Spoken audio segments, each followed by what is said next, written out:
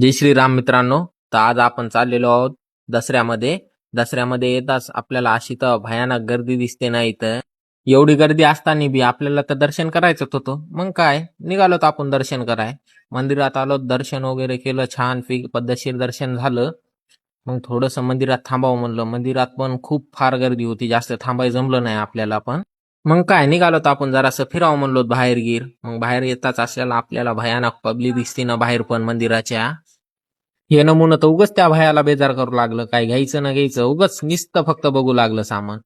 मग थोडं पुढे येताच आपल्याला आपली मित्र कंपनी दिसली, त्यांना दसऱ्याच्या शुभेच्छा वगैरे दिल्या. आणि तिथून थोडं पुढे येताच आपले रविभाऊ कॉस्ट्युम घालून लेकरायला भिव घालू लागले. मग काय आपण बी कॉस्ट्युम घालून बघावं म्हणलं. मग आपण कॉस्ट्युम वगैरे घातलं, नंतर आपल्याला तर कोणी भिनच गेलं. मग आपण तिथून थोडं पुढे आलो. पुढे येताच आपल्याला असे बलून वगैरे दिसले, मस्तपैकी अशी जत्रा भरलेली होती इथं. मग आपण एसपी ऑफिस मध्ये जाऊन यावं म्हणलो. एसपी ऑफिस मध्ये आल्याच्या नंतर इथं पण मस्त धिंगाणाच चालू होता. मग चला म्हणलो आपण पण मध्ये जाऊन बघू ता.